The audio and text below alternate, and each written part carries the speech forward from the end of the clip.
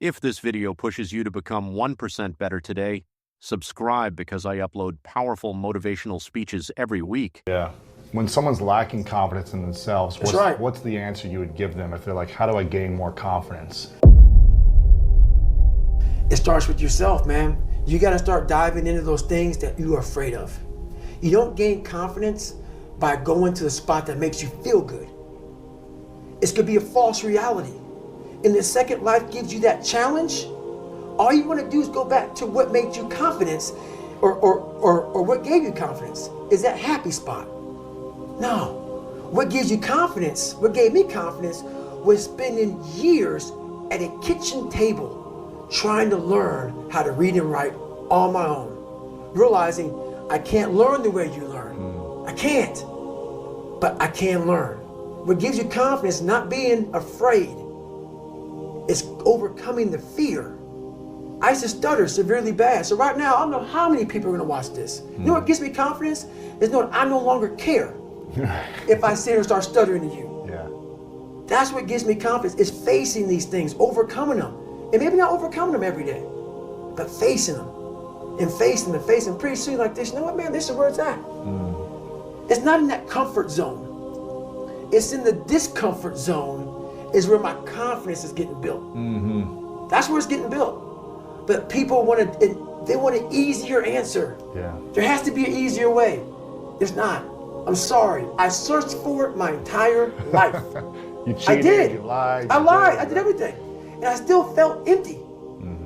I coach a lot of people nowadays, billionaires, who call me on the phone and say, man, I'm still missing something. It's because they did what they were good at. And they have this beautiful family, 2, 3 houses, cars, everything. Has everything in the world. On the outside looking in, like, my God, man, how can you be unhappy? I walk around with a backpack with all my stuff in it, and no car. Right. And I walk around happiest person in the world. Have nothing.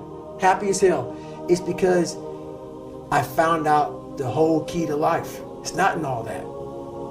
You have to face yourself. So many people live to be 100 years old and they die miserable, having everything, because they never examined. I call it my live autopsy. You never examine this. Happiness, peace, enlightenment, it's all up here, man. It's all up here. If I start talking like this, people go, man, you know, I don't know. It's the truth, man. Yeah, it is true. It's all up here. You just gotta be willing to go and face it. So I used to coach a lot of people. I don't coach anybody now. Got it, but you used to coach. I used to coach them. Okay. So what it was, my first question was, okay, what are you willing to give up? What are you willing to sacrifice? What are you willing to forgo? Because a lot of people, like this guy came in one time, I was a trainer, and he goes, man, I can stop doing anything but my frappuccinos. I go, leave. Because I'm looking for that person like me. People, it's hard for people to understand how I lost 106 pounds in less than 3 months. I sat down at the table and I said to myself, what are you willing to give up? Everything. And when people come to me with that kind of mindset, I can work with you. When you are willing to strip yourself down to nothing and give everything, that's who I want to work with. Because now I can mold you into exactly who you want to be. When you put these restrictions up, and that's why my first question is, how bad do you want this? If it's as bad as you want to live or breathe or sleep, whatever the hell it may be, I can work with you. But a lot of people, most people don't want it that badly, which is why they always ask the question, man, how did you get to where you are? You know how to do it. You know exactly how to be you or how to be me. You don't want to do it. So I can't make you do it, and nor do I have the time or energy to force you into that place that I know you have to be to do it. There's no luck in this game, man. It may be a little bit of luck, but the luck happens after you bust your ass and you put yourself in that lucky situation. Luck doesn't happen. You put yourself in that situation where luck might happen. And that's what people don't know. But to get there, luck ain't gonna happen. You have to put yourself in that situation, man. It takes a lot of work. Well, I had to do it because, throughout this journey, I started becoming this new person. I started creating this new person. And people started seeing me as this amazing superhero. In the back of my mind, I knew the real story. And I was like, man, one day you have to really share it. I'm like, man, but do you have the courage? It's great to live right here. I've established this. People think you're great. Just stay here. Don't go back. Let's not go back. But the only way you can help people out is let them know that this is possible. So I had to go back and say, this is where I come from. Yeah. And where I come from is hell. And that's where and you realize through hard work, you can outwork anybody, no matter how bad they are. But that's the part people don't want to dive into. Most of us never start anything cold. If you're gonna go to college, you gotta study your ass off. If you wanna run a 100-mile race, a marathon, if you wanna go be Mr. Olympia, if you wanna go be a scientist, but this is what we do. You gotta build up to that. But what happens is, in that moment when we need self-talk, when we're failing and we're in our worst spot possible, we forget the back end. Yeah. The front end, all the build up to where we're at today. We forget that we put years, maybe not into making these dials, but to getting where you're at today. To become this person. To be in a position to make this money or whatever you want to make, whatever you want to do in your life. Yeah. We forget that.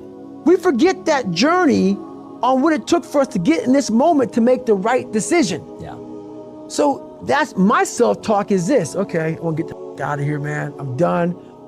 Then I remember this. You ran 2,000 miles training to be in this moment right now. We forget that. Yep.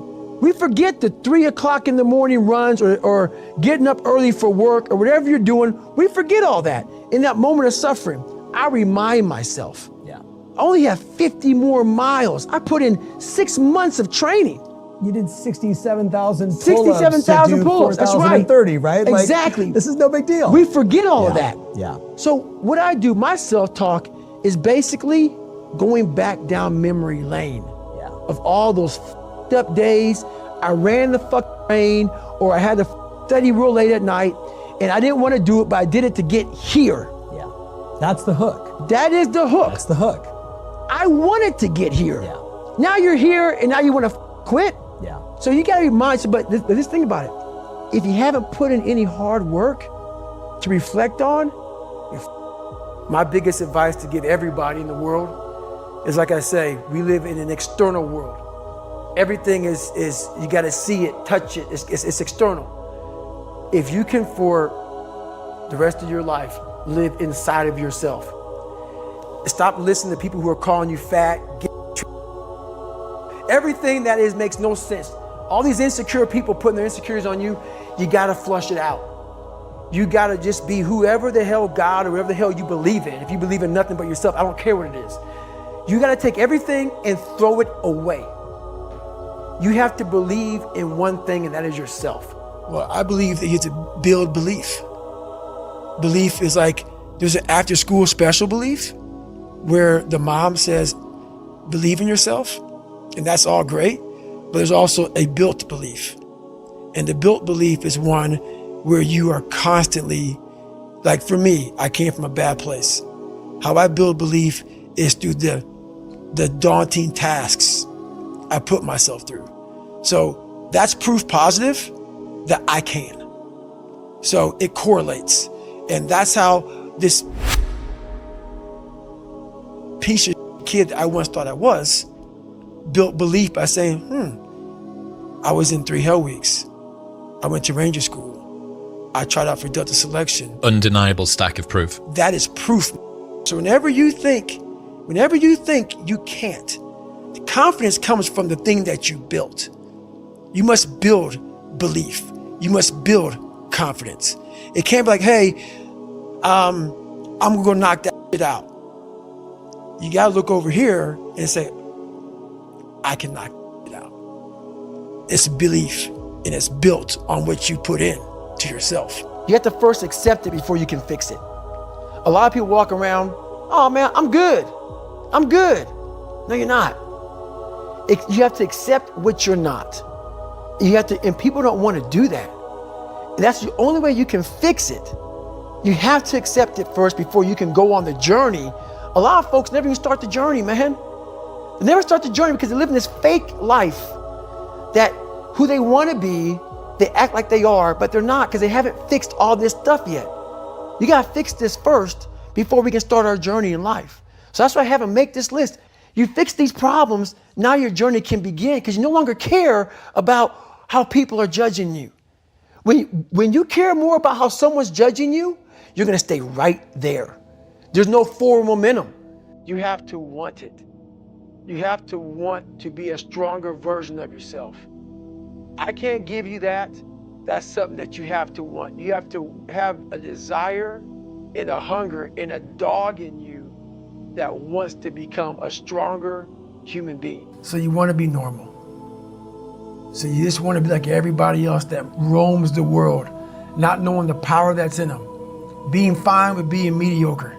You want to go back to who you were, huh, David? I'm like, F that, man. And you have that conversation with yourself every day? Not every day, it's those bad days. Yeah. It's those bad days. I see a whole bunch of people walking around out here who have no idea how talented they truly are. And I'm talking about talent, like some God-given ability. Talent that sometimes you have to hone, you have to work on, and you have to harness yourself. And they just walk around just on their phones, just clueless to how powerful they are. You have to be very aware of the conversation you're having while you're doing it, because your mind chooses the path of least resistance. Your mind has the ultimate tactical advantage over you. It knows what scars you, it knows your fears, it knows your insecurities, and it protects you, which is why I talked about the 40% rule in my book. The 40% rule is all about the brain has the tactical advantage over you. It knows and it keeps you away from all that. That's why it says don't jump out of an airplane. Don't go in the ocean where there's sharks. It's a protective mechanism. Don't go back to the place where your dad beat the shit out of you in your mind. Don't go back. The brain protects you, but protects you so much, it doesn't allow growth. And he says you have less than 3 months to lose 106 pounds. I'm like, that's fucking possible. So that was my mindset. But I was like, hey, I can't have that kind of mindset. So I went to the dungeon and started using all my insecurities as strength. Instead of looking at being bullied and my dad messing me up and all this stuff like that, I looked at it as, who could have survived all this and still be here with the opportunity to go to Navy SEAL training? And so I started using all these negative things and started flipping everything on top of his head. Instead of saying, woe is me, kicking rocks, head down in the dirt, I started saying, there's not a on the planet who would have this opportunity coming from where I came from. They would be a statistic. Yeah. So I started looking at it as power versus like big time defeat. And slowly but surely, every day, I started changing the voice in my head, because the most important conversation you will ever have is the one you have with yourself. Yeah. So I slowly started changing that internal dialogue in my head.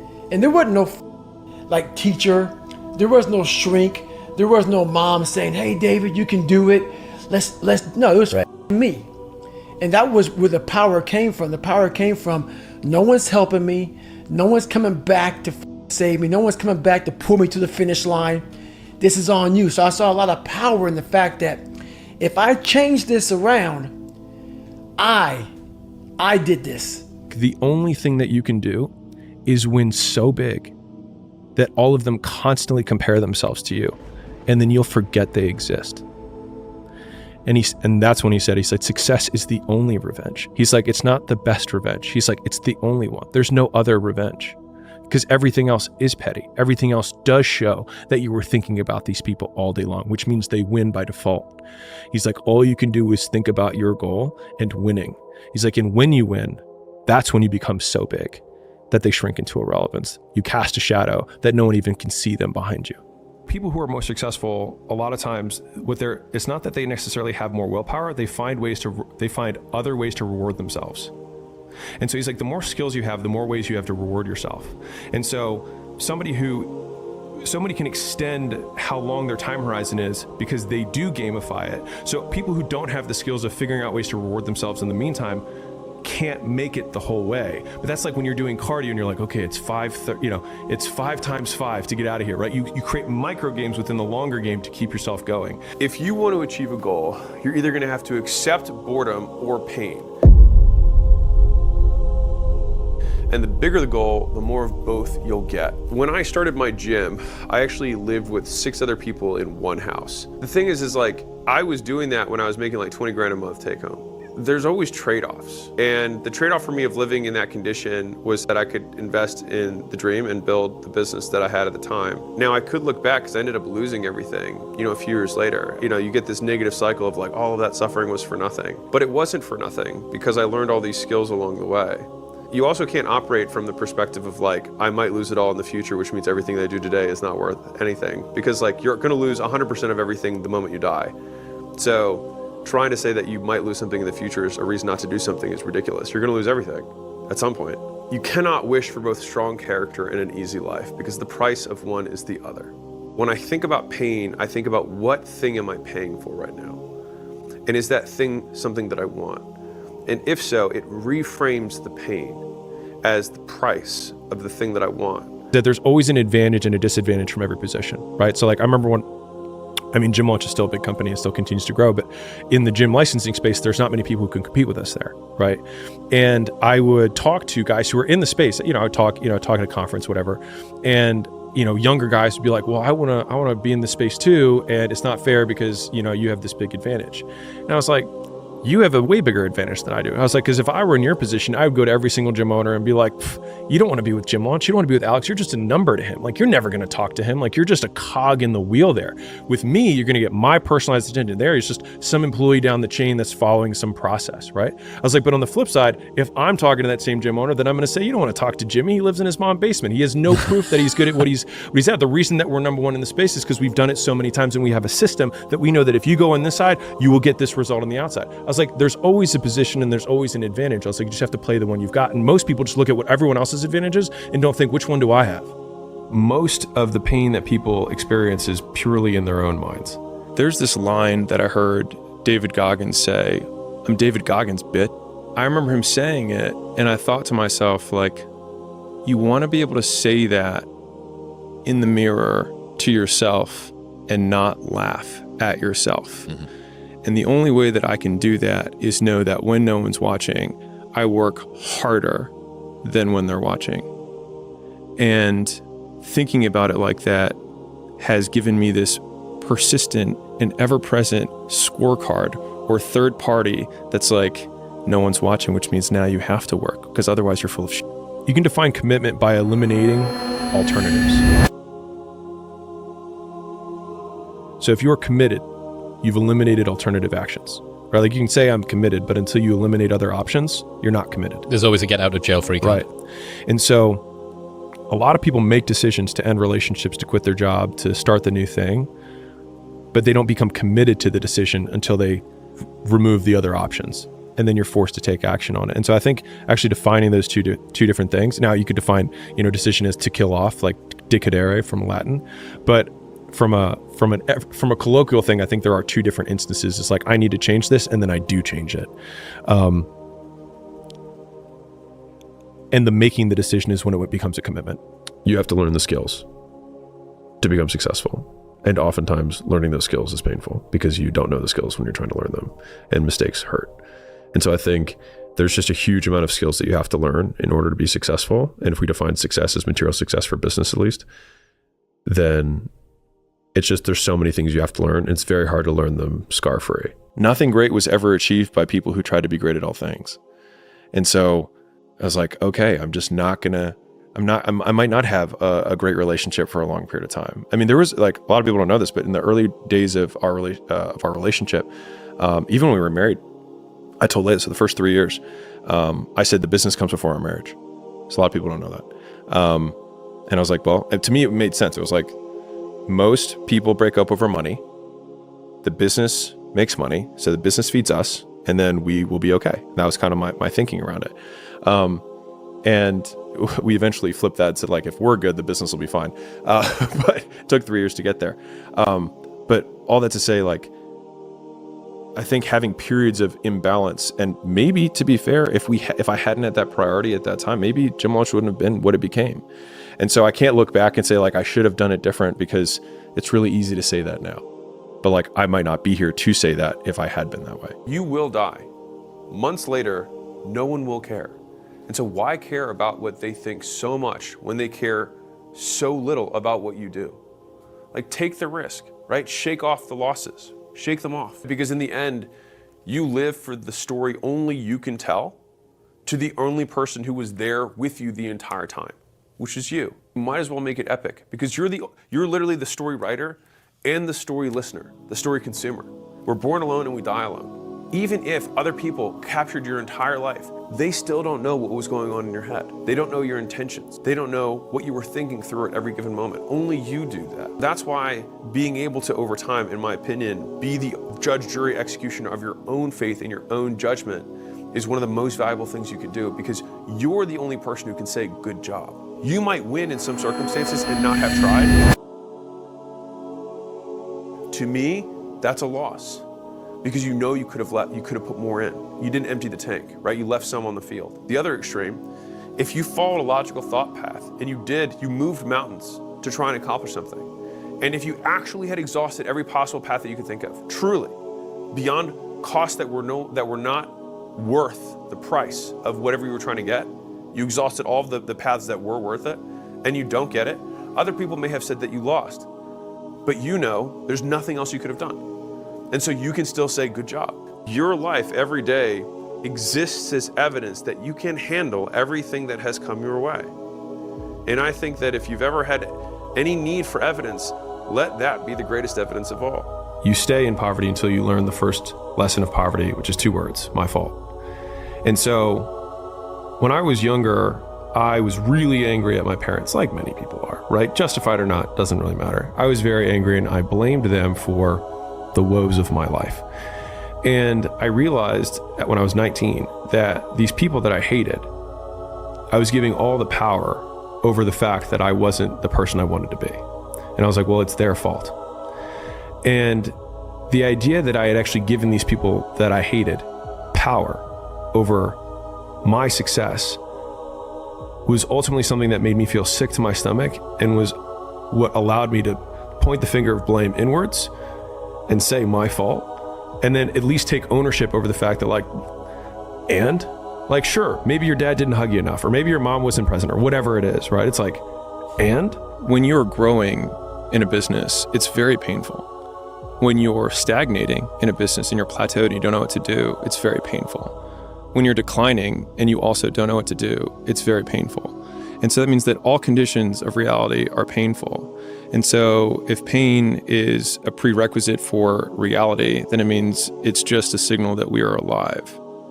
And so in thinking about that, rather than pain as a problem, it is a signal that I'm breathing, and then becomes irrelevant. The bigger your goals, the more pain you're going to endure, whether you want to or not. It's the price. And if you can endure 4 times more pain than someone else, I don't actually think that it feels 4 times more painful. I think it feels the same level of pain, but you have this padding that makes it feel worth it. Give a man a purpose and the ability to achieve it, and he will crawl over broken glass with a smile. That broken glass, like, how can you have a smile during the pain? It's because of what the pain itself represents. Champions are broken. I was like, huh. He's like, people look at champions and try and find something that champion has that they don't have. And he's like, but it's not that at all. He's like, they lack something everyone else has, which is an off button. They just don't stop.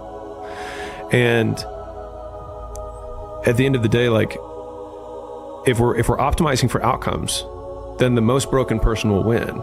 The person who has the absolute biggest, desire for achievement, the absolute biggest fear or pain that they're running away from, and the hardest impulse control. Now, impulse control, most people would agree, is a good thing. The other two, not as much. And so, what are we optimizing for? What problem are we solving? It's my favorite. It's probably the number one most frequently asked question that I ask to our portfolio companies whenever we're about to do anything, which is, what problem are we solving? If the problem that we're solving is that I want to be content, Well, there's a lot of ways to do that. You don't need to do all these other things. If the problem you're solving is that you want to be the richest man in the world, well, you're going to have a lot of superiority complex. You're going to have a lot of crippling insecurity, and you're going to have a lot of impulse control, and you're going to have to wait a long time.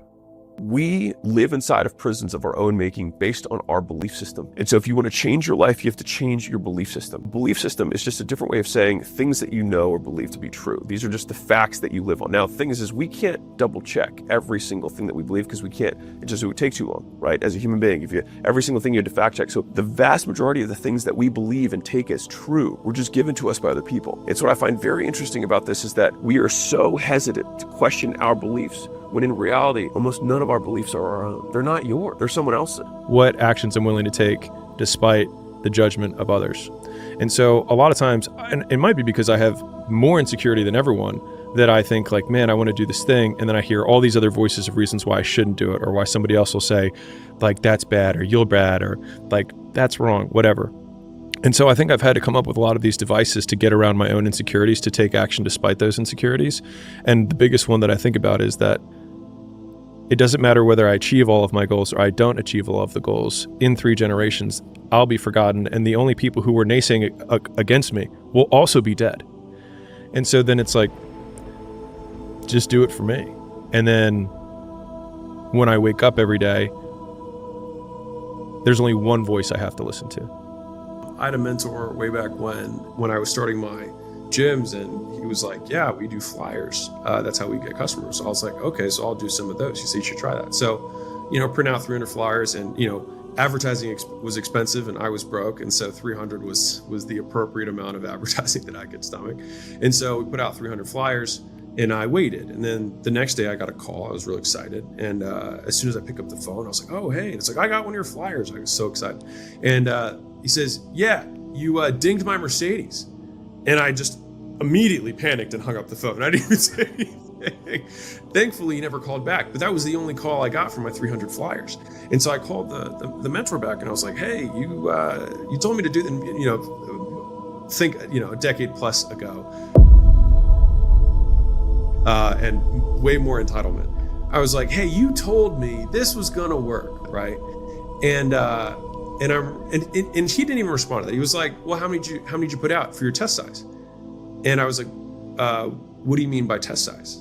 He's like, well, what was the first batch that you tested on so that you could then scale it? And I was like, well, I put out 300 in total. And he just started laughing. And I was like, why? I'm having this very serious moment. You know what I mean? I was like, what are you laughing at? He's like, hard to know if anything works with 300. He's like, well, we test with 5,000. He's like, and then if we get 0.5% back, he's like, then we're okay. 1%, I'm scaling to the moon. 1.5%, he's like, I'm singing praises. He's like, if you had 0.5% on that, he's like, you'd get 1.5 people. He's like, and that's tough to see with 300. Can't really know if anything's working. And I remember thinking that moment, like, I might have been doing the right thing, but I was not doing nearly enough of it. And I think that there's a lot of early on, and like, I think that story can apply to a lot of things, to early entrepreneurship. It's like, we can get disheartened by our first month of making content that we haven't made money yet from it. But it's like, not that you're doing the wrong thing. You just might not have been doing it either long enough or enough of it, which time is really just also a proxy for doing enough of it. Either the people that you're worried about judgment are going to die, or that you're going to die, or that even if you do achieve the thing, they won't care anyways. Or if you don't do anything, they won't think about you to begin with. And don't you want to be thought about to begin with? Like, don't you want some level of significance? You're going to die. And you've seen these people. He lost his job, he gained weight, and man, he's just never been the same. Pull your head out of your ass. If life is a long journey of self-acceptance, I think the earlier you can accept your own peculiarities as just part of you, rather than trying to justify them or mold to the archetype that you think is acceptable within your social circle.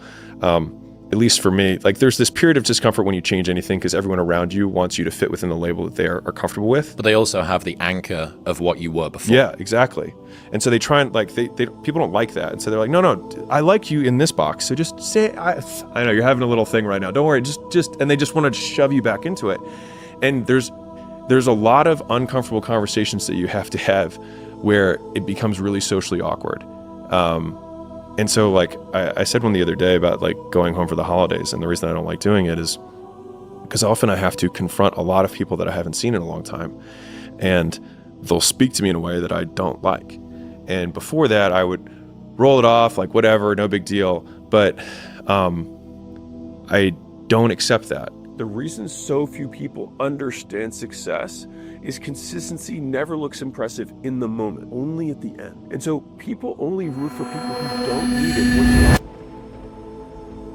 already won. People are like, he's amazing, he's so good, but like, that's the last time you need it, the least. And so you always have to be the person who roots for you before everyone else does. And people struggle to do things alone, because if everyone else were cheering you on, then it means that you're not in the right place. It means that you're just like everyone else, and that's not where you want to be. What you believe is going to be your live it up in your 20s. Your 40-year-old self doesn't value any of that, but your 40-year-old self absolutely will value the skills that you acquired in your 20s. Because the skills will stay with you and will compound with time. But I want to be clear, I don't say you should or shouldn't do anything. You can do whatever you want. This is just one man's 2 cents if you're dissatisfied with the current. But I remember there was this moment when I had 6 gyms and I knew what I was going to do to get to 10 locations. I ended up flipping the model and doing something else. But when I realized what it would take to go from 6 to 10, I remember I made this video where I publicly basically was just like, hey, I'm working a lot right now. And I was working basically like 6/12s. And I still kind of like took Sundays. And I used to watch the Ravens. And I looked at what little time I had left in my week, and I was like, well, am I willing to give up the Ravens, which is a football team for those of you guys who aren't in the US, and, fantasy and, Netflix series that I watch? Am I willing to give up that to get to 10 locations? And I was like, yeah, I'm willing to give that up for 10 locations. And so I made the trade. Some of you aren't willing to give up rec dodgeball or, beers with the boys. And I don't think, if you're not, great, just make sure that you're doing it for the trade-off that you know you're actively making, right? If you're doing it by default, right? If you're watching your TV series and you really are like, no, I would prefer to have this TV series than my goal, then dude, more power to you. The thing is that most people make unconscious trades.